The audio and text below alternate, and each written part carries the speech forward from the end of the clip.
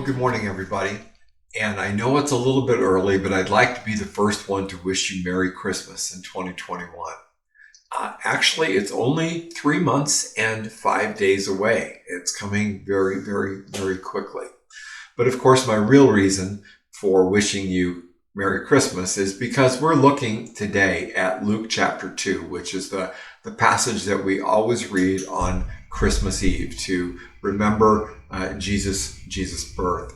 It's a passage, one of those passages that just makes us feel good. And it's because we're talking about the most wonderful time of the year.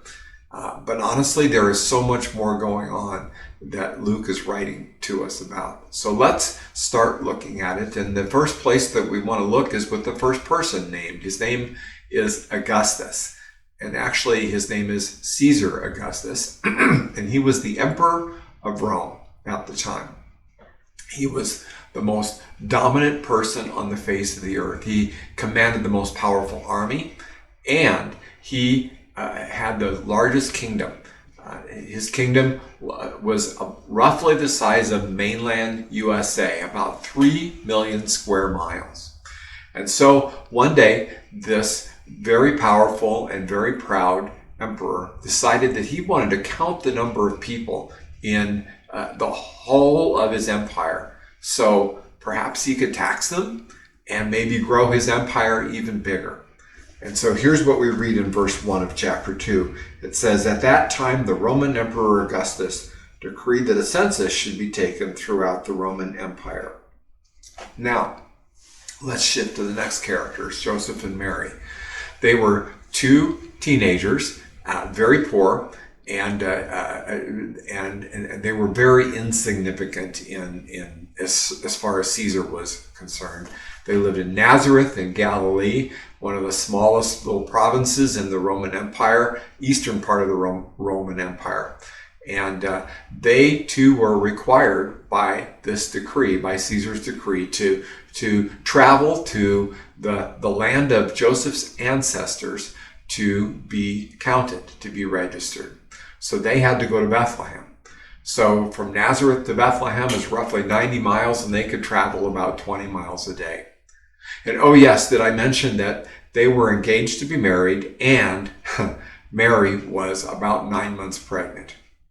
Now, there's some very unique things about Mary's pregnancy that we know about too. Actually, an angel came to Joseph and to Mary on unique times to personally describe to them about what was taking place. Joseph knew that he was not the baby's father, but somehow, according to Gabriel, God was the father. How does that work anyway? But back to Caesar. Now, he would want everyone to know that he had the power to force everyone in the whole of the Roman Empire to register. This census was his plan to expand his kingdom. In his mind, he wanted to be the king of all kings. But here's the irony of the whole thing. Luke wants us to see that something even bigger than Caesar's will is happening here. God's will, his plan for the salvation of the world is being accomplished in this most unexpected way. And Caesar's big census is only a small piece in God's massive plan. Hundreds of years before, the Jewish prophet Micah had written that the real King of Kings, the Messiah, would be born in a little town called Bethlehem. And so, while Joseph and Mary are in Bethlehem, the King, the Savior, the Savior of the world is born in a barn. And God enters into time and space to be with us as a real person. It's a humble birth, but Luke wants us to know that even though it's simple and humble, hey, the angels are singing about this one. God's plan is to make his love available to every single person, no matter how poor or how insignificant they are, no matter what their social status. So God chooses even the poorest of the poor, like Joseph and Mary. And he chose outcasts like the shepherds to be the first ones to report the birth. Let's read in verses 16 and 17. It says, they, that is the shepherds, hurried to the village and found Mary and Joseph. And there was the baby lying in the manger. After seeing him, the shepherds told everyone what had happened and what the angel had said to them about this child. Well, Christmas is far more than just a day on the calendar when we get together and have family gatherings. God surprises us all the time, and his love is for all people, and that's really what Christmas is about.